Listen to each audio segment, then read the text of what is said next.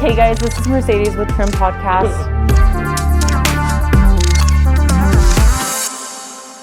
Okay, Dill. Hey guys, this is Mercedes with Trim Podcast. I am here with Albert, one of my favorite people. He's just an awesome guy. I'm excited to interview him today and talk to him about barbering and about business. And yeah, I'm excited for you guys to get to know this awesome guy. Albert, I'm going to let you tell us who you are and what you do, and then we'll dive in. Well, thanks for having me, Mercedes. So my name is Albert Archuleta, owner of Regal Barber Co. I opened up in 2016, and since I've opened up, I have 3 locations. I've taught a lot at the barber school. I'm an instructor. I've opened up Regal Barber Expo, which is an amazing event that we just threw in March, and we plan on doing another one in June. Just because it was so good, we had to run it back. That's so close together. That's literally 2 months. Some people take like 3 months, yeah. That's 3 months. Most people take like a whole year to plan something like that. Yeah. It's just so intense. Yeah. That's crazy. Yeah. That's like extra ambitious. I have a business partner, and he's been doing it. He does it all across the nation. He's done Texas, Miami, Orlando, so he has Atlanta. Like a system. Yeah, he has a system. He has it super dialed in. He's super focused. That's all he does for work. He just like focused on events. So he has it dialed in. So I didn't know that you were an instructor. Where are you an instructor at? Well, I was an instructor at the barber school. I started 2017. Yeah. And I mean, I became an instructor because I had a friend in barber school that I went to. We started around the same time, and he was like, "Hey, I want to become a barber." He's like, I couldn't finish school, but can you help me out? Can you get your instructor's license? I'm like, yeah. Yeah. And I literally, found out you just have to have the hours, and then you take the instructor's test. Yeah. And I did it and signed him up as my student.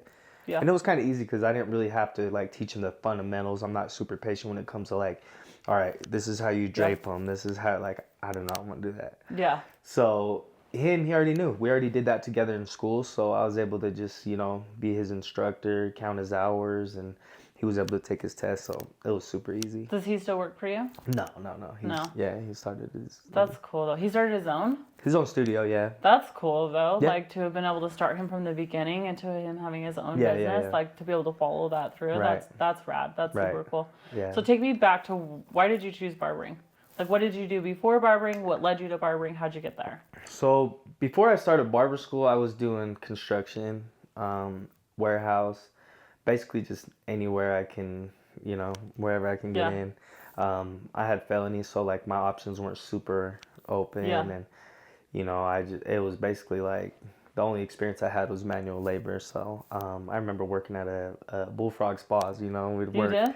Yeah, we'd work like 12 to 14 hours all day. Oh my gosh. Yeah, it was wild.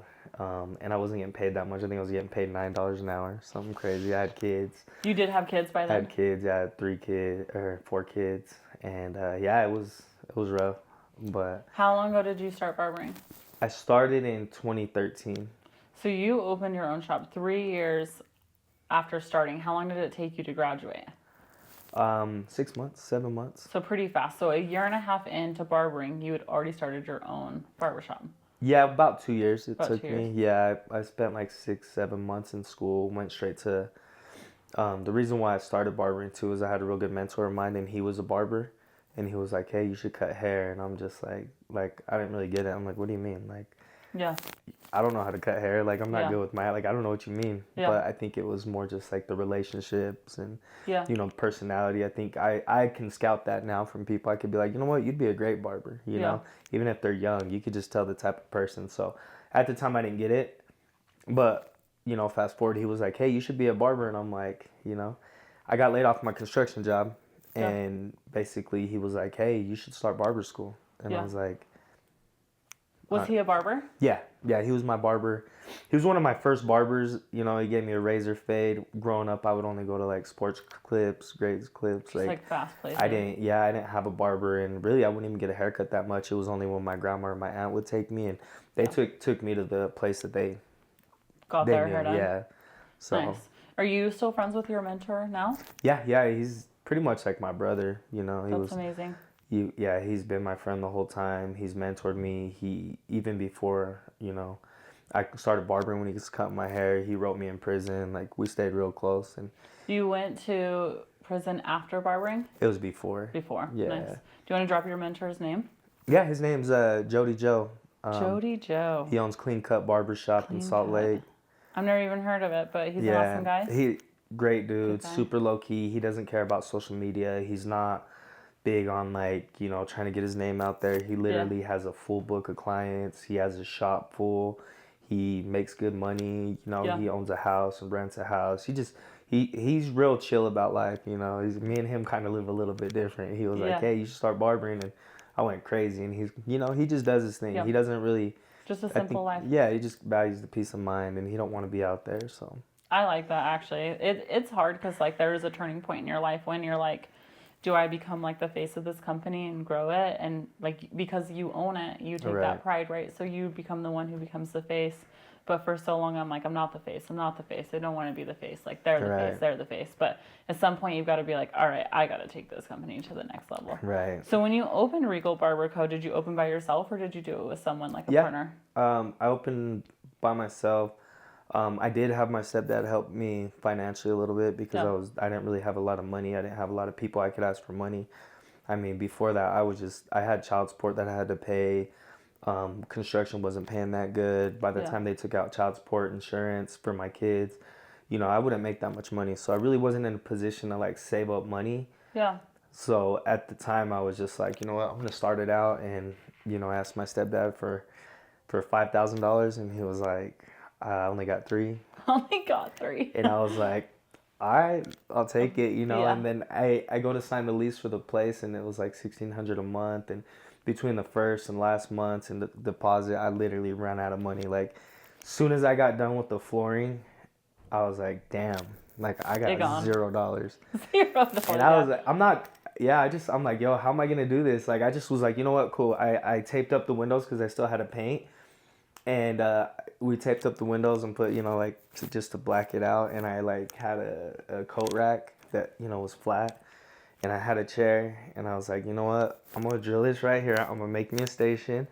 And all my clients, I'm going to just phone them over. Because I didn't expect it to be so much, like just certain expenses. Like, I didn't even plan it out. I didn't have a business plan. I didn't know what I was doing. I, like, completely winged it. Yeah. So, yeah, I just closed the doors, and you know, I cut without a license and business license for maybe 2-3 weeks.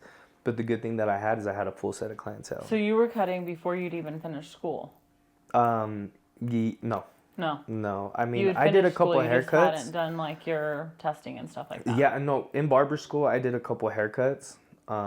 Before barber school, like on my son, and like I tried, but it wasn't something I was like super interested. I'm like, yo, this is hard. Like, I don't even know how to get it. I know what a clean haircut looks like, but I didn't know how to get that finished result. So, starting barber school, it was literally, I felt like scratch. I went in there like, I'm gonna act like I don't know nothing. I'm gonna just be a sponge. I need to learn everything. Yeah. From the ground up. So yeah, starting school I didn't. So did you, when you opened Regal Barber Co., how many chairs did you have in your first shop? I mean, I started with the one, and then I saved up money and got a second one. Yeah. And then I saved up more money, or actually, you know what, I think somebody gifted me the third chair. Yeah. And I restored it a little bit, painted it black, and then I went to IKEA and bought these $100, like, I don't know if they're bookshelves or something, but I just sent up 3, just got them on there. It wasn't the greatest, but it worked. It works, yeah. So I started with 3, and I had hired a barber named ABD, and I went to school with him. He was very good, better than me. He had clientele just like I did, and me and him started. He was busy already booked. I was already booked because the way that I like to book my appointments and the clients I want reoccurring schedules. I want people that are up on their maintenance, that want themselves, you know, they hold themselves to a higher standard. They want a real nice haircut all the time. So by the time I opened and he started, we literally both had booked schedules. Yeah. So right away we had to add the third person, you know, and I started hiring, you know, the third barber. And within like 4 months, that third barber got so busy. We're like, yo, I need to get bigger. Yeah.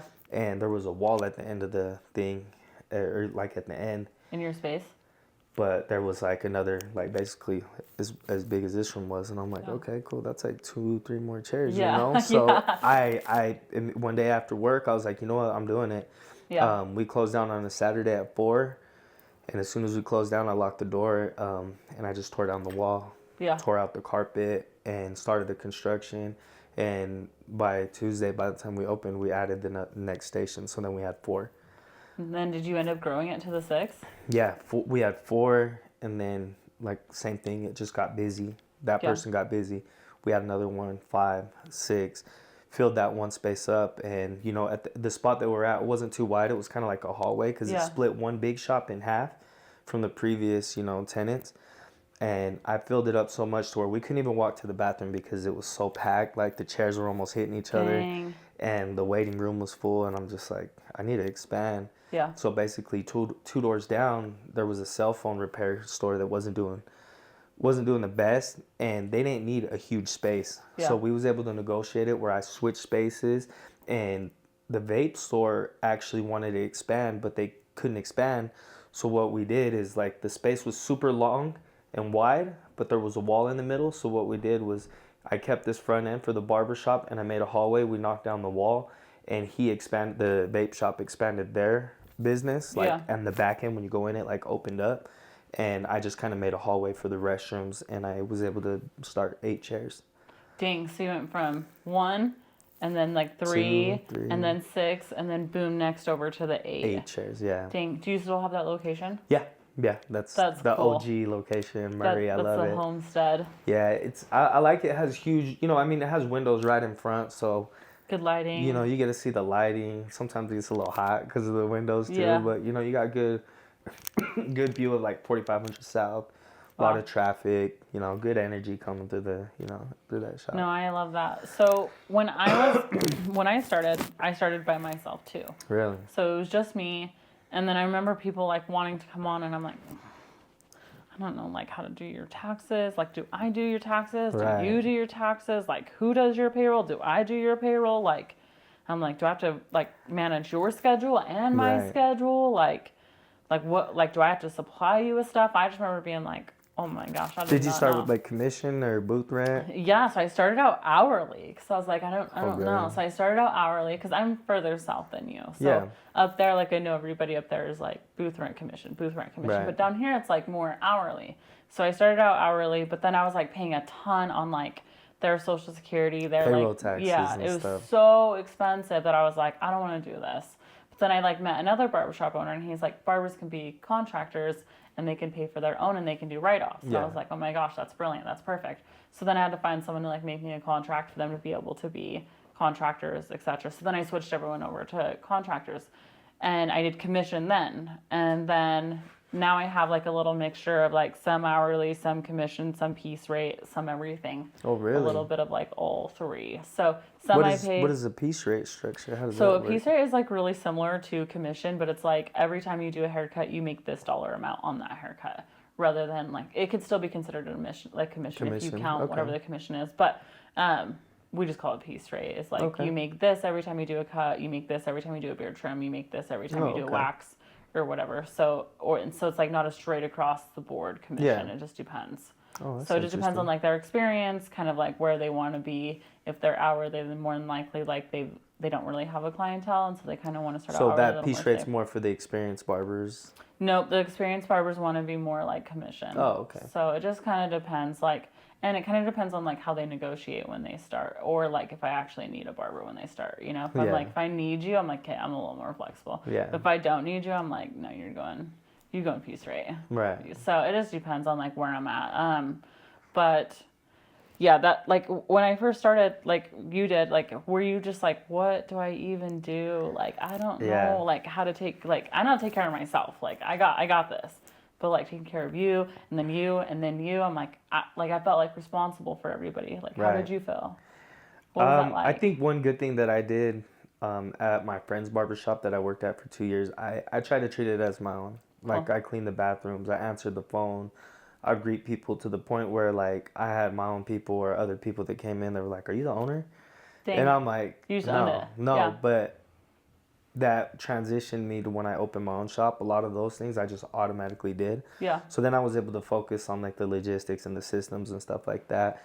And I mean, a lot of it I winged it though. Yeah. Starting out, I'm just like, all right, how do we do this? And you don't know who to ask. There's no one to No. ask really, unless Yeah. you have a mentor. But I kind of did everything my mentor did, and I was kind of like, all right, cool, I'm on my own now. I got to figure it out Yeah. what I got to do. So, yeah, it was tough at the beginning, and Yeah. it was.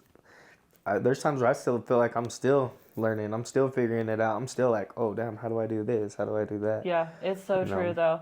Like you never stop learning. Like every day I'm like, oh man, I didn't know I needed it. Like so even on contractors, like you still have to pay unemployment taxes on them, and I'm like, freak, I didn't know that, And like, Really? yeah, don't tell the state that you have contractors, because when they pick it up and find out, then you got to start paying. But some of the shops, they don't know I have contractors, so Really? yeah, it gets crazy. But so now you have 3 locations. So when you were like, okay, I'm gonna go from my first to my second, where you're like, it's perfect, I'll just duplicate what I have here, and then I'll go to there. Like, what was that transition like, going from 1 shop to 2 shops? Um, the second shop, I didn't know if I really wanted to open a shop at the time. I knew I was trying to get ready for it, and I really wanted to open up a Utah County shop, like, Yeah. because I came up here to work for Vivint and do some events, and I had a lot of clients driving from Utah County. I'm like, I really want Utah County. That was Yeah. always in the back of my mind. So one of my friends was like, hey, this barber shop in West Valley is selling their chairs. You should go check it out. Yeah. And I was like, all right, cool. I went and checked them out, and I like walked in, and it was just a ghost house, and I was like, oh, the hell. Like, Yeah. the dude was living in California. I already found that out, and I went up to him. I was like, hey, what's up, man? Like, you selling these chairs? And he's like, no. I'm like, what do you mean? I was like, so and so told me you're selling the chairs, and he was Yeah. like, no, I'm actually selling the whole shop. Oh. I'm like, oh. Oh. Well, I don't want the shop. Like, can you sell the chairs? He's Yeah. like, no. He's like, I have to sell it all, together. I'm gonna And sell it I'm like, together as a business. oh, okay. I was like, how much you selling? And he was like, he told me an amount, and I was just like, okay. And ended up, just kind of thinking about it, and I kind of slept on it. I countered his offer. I was reading a negotiation book at the time called Never Split the Difference, and like, That's a good book. yeah, and I was reading it to read it. I didn't know it was like preparing me for this shop. And one of the things I focus on is like, you got to be able to go negotiation, like willing to walk away. And I was like, well, I'm willing to walk away. I don't even care about this shop. Like, I want to shop in Utah County. Yeah. So let me see what I could do. Yeah. So I just negotiated him to a deal that I couldn't resist. Yeah. And it was really just messing around. Like, I didn't expect for him to say yeah. You're like, oh shit, this And is I'm like, real. well, I'm signing the check on Monday, and I got a new shop. So Was there already barbers there? Or you had to start all the way over. No. So I had probably one of the best crews at the time at my Murray shop. I was full. Everybody was making money. Everybody was real cohesive. And basically what I had to do is be like, all right, cool. I need you and you to stay here. And I need you guys. Let's go to the West Valley shop. Yeah. And I had to hire, for both locations. And it was tough. Yeah. Spreading myself out, like, dang, I'm used to just one shop. Now it's 2 shops. Yeah. And, learning how to really manage from a distance was hard for me because, I had a hard time managing from being there, Yeah. So now it's like managing from a distance was tough. I had to really like focus on different books, like 5 levels of leadership, and really be like, all right, cool. What am I gonna do? Like, how am I gonna figure this out? And I definitely had the hard times. Like, I've had times where almost the whole shop left, and I'm sitting there like, wow, I got like 3 solid barbers, and like, now I got to get some new ones, and then it's new ones they take time to develop, so it was, and then you get them good, and then they leave. That's part of the game. Life. Yeah. Yep. Okay, so you didn't get your Utah Valley shop for your second, right? That's not considered Utah Valley. So now you got a third, and you are now in Utah Valley. So now you're I'm like, in Utah County. Third one, here I am. Right. How's your third one? It's good.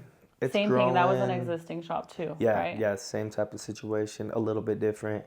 One of my old students that ended up becoming an instructor, coworker, because I kind of go on and off with the barber school instructing there. You know what I mean? Yeah. Like, there's times where I'll go, but it's spreading myself too thin. Yeah. Most of the time, like, I would love to. I love to teach. I have a passion for teaching, but I'm like, well, I'll just teach my barbers.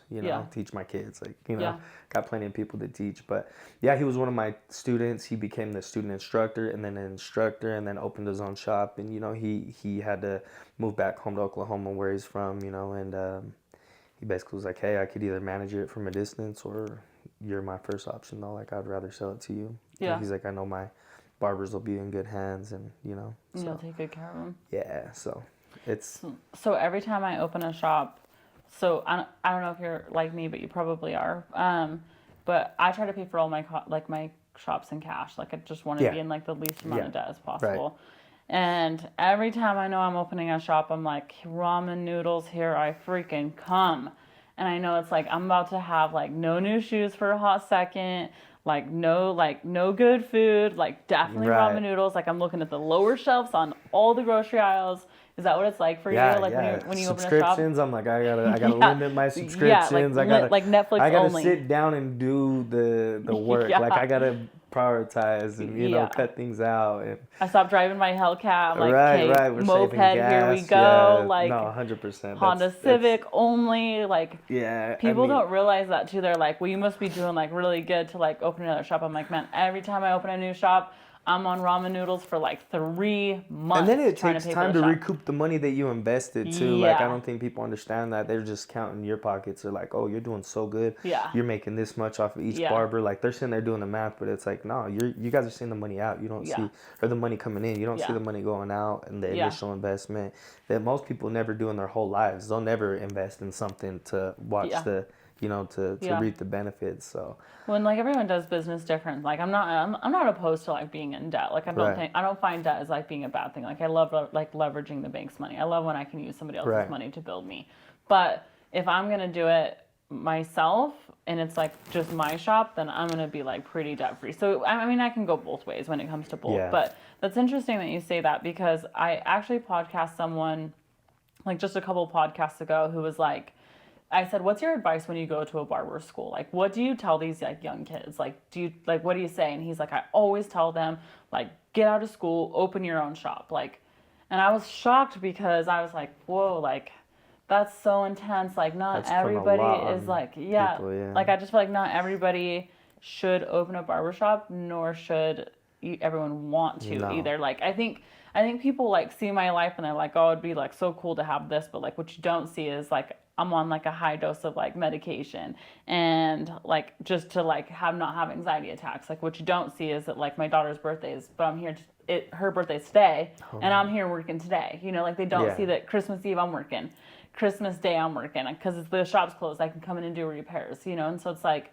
I don't think that like the advice that I'd give these students would be to like open your own shop, because I don't think opening your own shop is for the faint of the heart. Like it's hard freaking work, and I don't think like people just don't see that side. Right. What's your main advice when you go and teach these students? Like what do you tell them? I mean, there's some people that they're so stubborn, they're so hard-headed, they don't want to listen. So there's some people where I'm like, yeah, go open your own shop. Try it. Because I'm like, go ahead, go do that. Go feel it. Go bump your head. Go through the mud. You know what I mean? But like, if it's a coachable, teachable student, I tell them like, oh, go work at a shop. Like, feel what it feels like to be an employee before you step into those shoes. Yeah. Because that's what I did. Yeah. And like I said, I've seen people do it, straight out of school. And I'm not trying to be like cocky, but I've seen those same people that I've watched in school that I was in school with open their own shop, and they're just still in the same place. Like they're not able to expand or grow because they were so stuck on like, I don't want nobody to tell me what to do. And they literally have just like the simplest model, and they're just not open to expand. Like for me, when I have my people, I want them to like be coachable, teachable, come work for me and understand how we run it, be patient, be understanding, be teachable, become a leader, and then go on to your own. And I could still be a mentor towards you. I could still help you. I can be there for you, and I can help you skip some steps that took me a long time to learn. Yeah. But there's times where I've seen people work for me, make great money, and I'm like, you don't need to open a shop. Like, invest in become a business. You get to leave at 5. Yeah, like you can make $100K a year working at a barber shop, and you can literally start other businesses while you're doing that. Like barbering doesn't have to. If you're good at what you do, believe me, if you're good at barbering and you open a business, it's gonna take from your barbering. Like you're not gonna be the best barber you can be because you're gonna be busy running the business. Yeah. So if you like being a barber and you're good at what you do, like invest elsewhere. Yeah. Put yourself in a position to get properties, put yourself in a position to just do different hustles, like create a product, just do something, create. So I don't think barbershop ownership's for everybody. Sometimes people say, yeah, I want to open my own shop. Like that's my goal. That's what I want to do. But it's okay to, maybe change visions as you Yeah. grow, you know what I I feel like mean? that's like heavily taught at the barber school. I don't know like how you feel, but when I go to the barber school, I feel like that's like what is heavily taught. Like, get out of school, open your own shop. Get out of school, open your own shop. And I like hate that because I'm like, well, no, like you should like dip your feet in first. Like, see if it's for you. Like, don't set yourself up for failure. Like, see Right. where, like, see if this is for you. Like, you may not even like barbering. Like, you may get out and be like, this ain't for me. Like, and so I really feel like that's really pushed in barber schools right Well, now. the It's just ownership like, can kill your passion for barbering. I think so. You For know what sure. I mean? There's times where like I kind of gotta cut less so I could focus on different ventures because I'm just so into barbering so much, and I'm just like, man, sometimes I gotta step back and smell the flowers and really just look at different opportunities and Yeah. just be myself. Barbering's demanding. Yeah. Like, it is if you want to money. be a great barber and you want to be the best barber you can be and have the skills and have the clientele, you're stuck in that chair. Yeah. Like, you're going to be sitting in that chair cutting. Mm-hmm. And burnout's real if you don't, you're not thinking ahead or you're not trying to, balance yourself out for Yeah. sure. So I was gonna ask you too. What do you feel like now that you have 3 shops? Like, that's hard. Like, 3 shops really is hard. What do you think is like your biggest struggle across the board, just in general, having those 3 shops, like as an owner? For me, it's being able to step back and develop my leaders more. If I'm in the shop and something happens, initially I'm just like quick to be like, hey, don't do that. Or Yeah. like, hey, like I want to step into coach do that. so bad. Yeah. Just because it's natural to me, Yeah. But the hard care. part is for me to step back, trust my leadership, and say, hey, bro, like, I just want to bring something to your awareness that maybe you didn't see that I see. Yeah. For multiple reasons. Obviously, it's not their shop, and it's sometimes people just don't see. Yeah. So sometimes it's hard for that, and just get my systems together and keeping the morale up all the way around the board. That's tough, But at the same time, that's something that I got to realize it's not on me. Yeah. All the way. Like, sometimes I'll step in and I'll be like, damn, okay, cool. What can I do to help influence to push it? But I know I can't change the whole thing myself. Yeah, you got that team in place Yeah. to like for a reason for Right. them to take care of those things for you. Mm-hmm. So where do you see Regal Barber Co going from here? Like, what's your future look like? To be honest, I like how your model is. Like, I really want to expand, but I don't want to just expand myself. That's heavy. That's a lot. It is heavy. I want to develop other people to become business owners and teach them and mentor them. Like, I really enjoy mentorship and helping people. So, like, Yeah. if I can put people in position to open their own barbershop, speed up the process, and not go through a lot of things that I went through and help them get their freedom and help them develop leaders. That's what I want to do, because to me it's like, barbering is dope. I love making the money. I love doing what I do, but like helping other people, like ultimately, I love doing that. Yeah.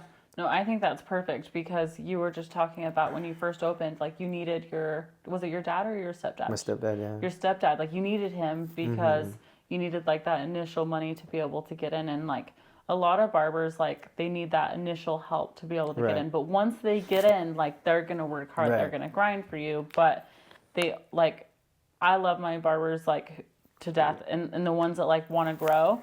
I want to be a part of their Right. growth because they're teaching me just as much as I'm teaching Right. them.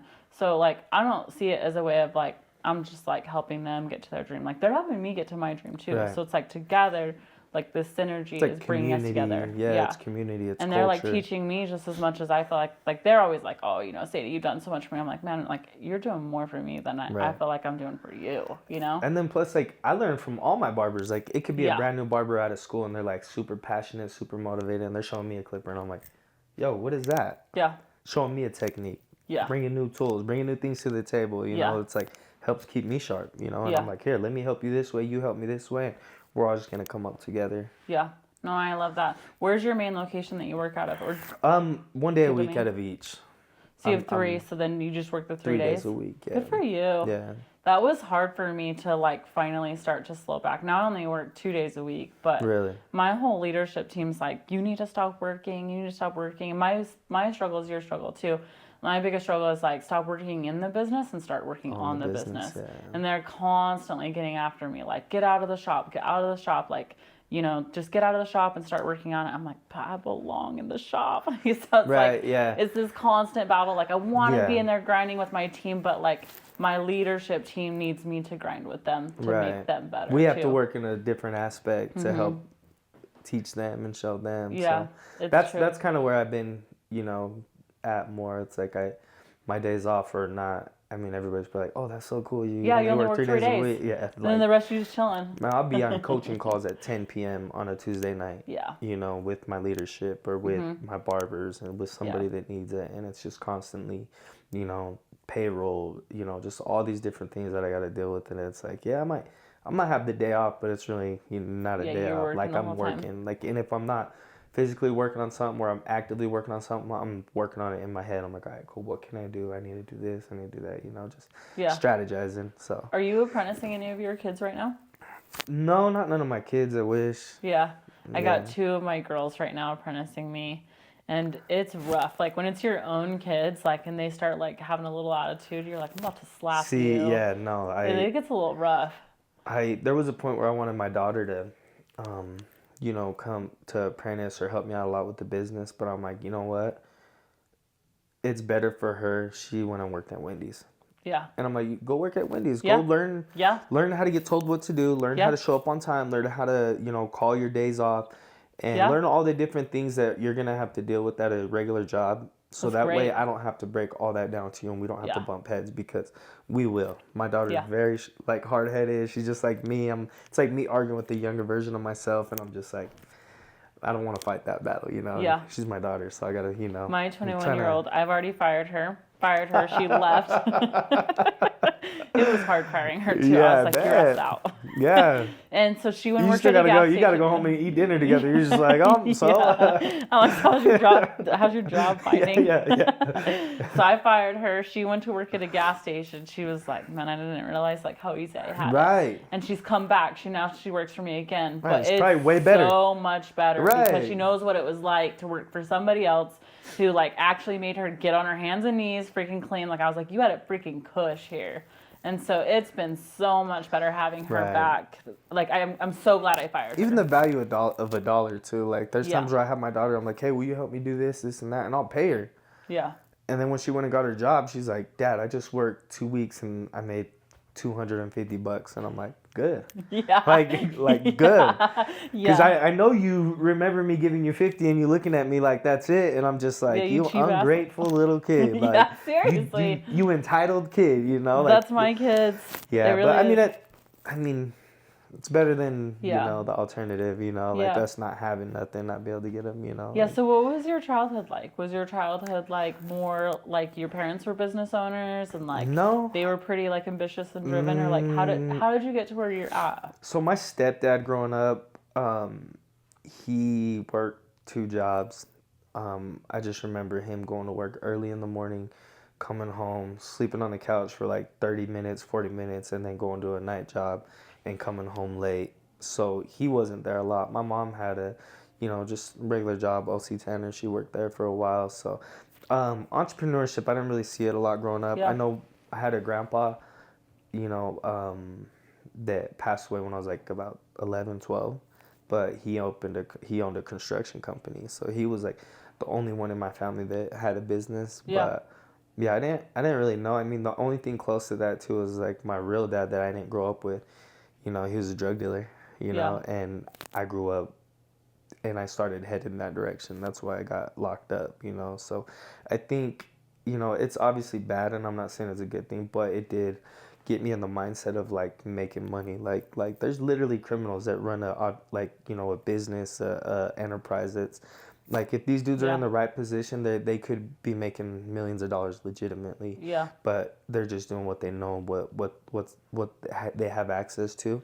Yeah. And for me, like, to be honest, it's probably the only thing that helped me like kind of really think business minded growing up, you know. What did you make more money like selling drugs, or did you make more money doing barbershops? Hell no. Like, I mean, there's times where like I had a pocket full of money when I was selling drugs, but like there was maybe 10% that was mine. Yeah. It looked like I was making good money, you know what I mean? But like, you don't make a lot of money. Like the guys at the top make money, you know. Just it's that there was times where I made like good money real quick, but what the stress and the risk of your freedom and all that, like when I went to prison, I'm like, okay, cool. Like, I just made X amount and I went to prison for a year. Like, I could work a regular, I could work a regular job and make $40K a year, you know? Like, I literally just lost $40K, like, sitting there for a whole year. I lost my kids, the time with my kids, like, you know, they were 2 and 3 years old. Like, you don't get that time back. Yeah. So, like, you know, that was, like, my only experience. You know, and then, I mean, even in prison, though, I did have a store. Like, you can make money in there. Like, it's Stop crazy. it. You were hustling in prison? Yeah. I love that. I ain't gonna lie. Like, there was a point where I, like, had, like, because I get along anywhere I go. I have fun anything I do. I love playing games. I like talking crap. Like, it's like the barbershop, right? Yeah. There was a point where I was in prison and I was, like, getting a lot, like, my clothes folded, clean. Stop it. I love this. I had my box full of honey buns, zoozoo, whams, whams. You know what I mean? Like, I was good. I got fat. Like, I gained 30 pounds in prison because I was eating so good, playing dominoes, talking crap, you know, like, but, you know, I love that the hustle mentality, like, stayed with, it's in you. Like, it's just literally I remember being young, like, always, like, I remember buying candy from, like, Food for Less and then selling it, you know, to my neighbors and making money. Like, always, like, because growing up, I didn't get a lot. Like, I was a boy and I had I had 3 sisters growing up. Yeah. So, like, and I was in the middle. So, like, my mom's not like, hey, what do you want, son? Like, it's like, oh, yeah, your sisters are getting it. You know, your little sister, they're getting it. You know what I mean? Yeah. So, I didn't really get a lot. So, it put me in a position where I was supposed to, like, I had to get my own if I wanted any extra. Yeah. And, I mean, at the time, I was like, oh, poor me, feeling all bad for myself. But now I look back, I'm like, that's a blessing. Yeah.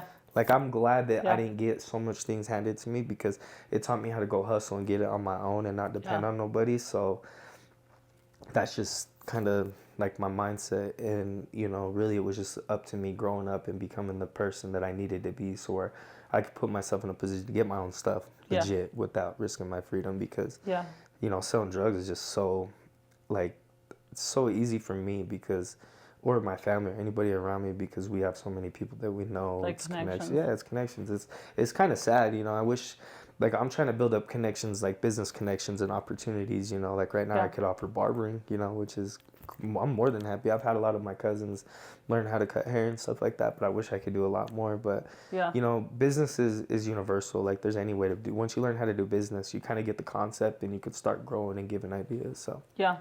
No, I did 6 days in jail for selling drugs. No way. I did not hustle. I cried. Yeah, well, 6 days. I cried like a little baby for 6 days. It takes like 2 weeks for you to just even realize, like, to calm down and be like, all right, cool, I need to just... No. Yeah. No, I spent 6 days. I cried like a little baby. I lost 20 pounds. It was like the only good thing that came out of the whole thing. And I literally have never touched a drug since. It literally scared me to death. So the system worked for me, but I did not hustle in jail. I was like, get my baby ass out of here right now. Like, I'm not built for this shit. It's not something I think anybody should. So I'm proud of you for, like, at least, like, making it, like, you know, good. Because, like, for sure, I guess you're right. Probably, like, 6 days isn't, like, enough to really, like, experience what jail was like. But I just know I cried the whole time. I was like, I'm too bougie for this jail. There's grown men that cry the whole time. Me. There's girls. There's literally, like, no, get me out. Big old tough looking dudes on the phone crying. Like, so it happens. So I was gonna ask you another question too. So now that you've had 3 shops, like, do people tell you, like, dude, you're just so successful, like, you're just killing it, like, you've hit the top, like, how does that, like, make you feel? Like, do you feel like anywhere near the top or any of those things like that? I don't really like it because I'm just like, I makes it seem like I'm doing a lot better than I am. Yeah. I don't feel like I'm crushing it as much as everybody makes it seem. Yeah. And I'm just constantly wanting to do better. Like, it's the mile marker always moves for me. So like when I had my first shop, everybody's like, "Oh, you're killing it! Congrats!" Like, especially for me, like who I was, there was so many people that were just surprised, and I just was uneasy about it. I was like, yeah, thanks. Like, I didn't want to be a jerk and be like, "Oh, like, no, it's nothing." Like, because it is a big deal. Like, there's times where I got to stop and be like, "Damn, I'm killing it." Yeah. But I think just like the aspirations, the goals, and my potential, I honestly feel like I should be way further. Yeah. I feel like I've probably should have been, 6 shops by now. I probably should have $1 million in the bank account by now. Yeah. Like I should have more assets, So to be honest, like I'm grateful for it. I love the position I'm in, but I'm always like, damn, like what can I do to better myself? Like I need to tighten up on a lot of things. So to me, I'm grateful for it. I'm appreciative and I'm blessed, and I know like there's not a lot of people that say they can have or they can say they have 3 businesses. Yeah. So like to me, it's amazing. Yeah. And I if you would have seen me 10 years ago, like probably 95% of the people would have been like, yeah, right, he'll never be a business owner. Yeah. Like I couldn't even get people to loan me $500, Yeah. And there might have been 5% of people that maybe believed in me, but like I probably wouldn't have believed in myself to be able to get this far. But I think kind of having that mindset of like, damn, this ain't enough, I want more, has helped me push the envelope so much, Yeah. So. What's your definition of success for you? Oh man, it's just happiness, like with your home, with your family, with your, just with yourself. Just waking up and being able to, enjoy what you do and love what you do every day and help people. Like, I mean, I went in the other day and talked to like a young men's group at an LDS church, and I'm just sitting here like I was just looking at myself. I'm like, man, they want me to go into like, like LDS church and talk to these young boys about success, and I'm just, about like kind of give them direction and guidance. And to me that felt successful. That was a very successful moment because the impact I had on those kids and being able to talk to a bishop and work alongside him to help mentor these young boys. Like to me, that was a successful day. Like that made me happy. So for you, like you already feel successful. Yeah. For, like that fulfillment of success is kind of. But then don't get me wrong, I do want to be rich. Like I want to drive a Lamborghini. Like I want to be on a yacht. That's your car, the like Lambo? I mean, it could be. Yeah, I love old schools. Like I want to have multiple. Like it's not just one. Like I don't. New success old. Wouldn't be just one. It would be like a big ass house with like 8-car garage with like supercars. Like just freaking nice ass cars. I don't know why. That sounds fun to me. Do you have like a motto that you like wake up in the morning, or just like something that's constantly in your mind, like a quote, a motto, or something that constantly just like drives you? Like what is it? It's more just like my kids. My kids like just I'm just trying to be the best person I can be, so I can show them what it looks like, and it's. I wish I had a better answer. Like That's okay. There's just so many things that I aspire to be and I want, and just. Yeah, I think kids, like, is the ultimate, like, motivator for most people, at least. Like, I know for sure for me, too. Like, my kids are a huge motivation for me.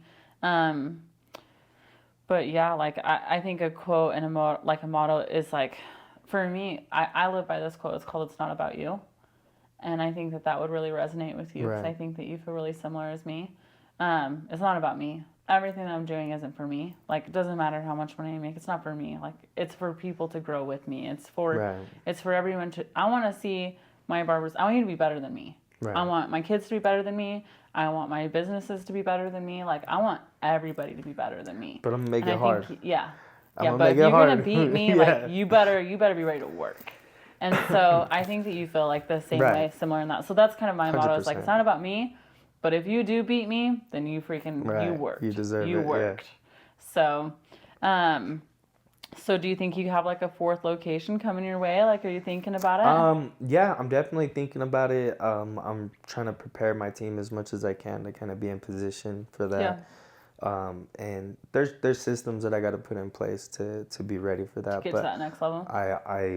I'm eager for it, but I'm gonna be patient as I can. Yeah, I think that's super important too. Is like it just takes time, and then once you get it, you'll just freaking take right off. Right. It just takes a minute to like learn what you're gonna do and how you're gonna do it, and then structure it, and then just jump off from there. Yeah. Okay, so all these young barbers who are listening, like, what would you tell them, or just young entrepreneurs? Be coachable, be teachable. That's the biggest thing. Like, don't think that just because you have talent, you can just kill it and take over the world, because that's not the case. Being teachable is the biggest talent. It's like, and coachable, and find a mentor, find mentors, and surround yourself by all the right people, and you'll make it.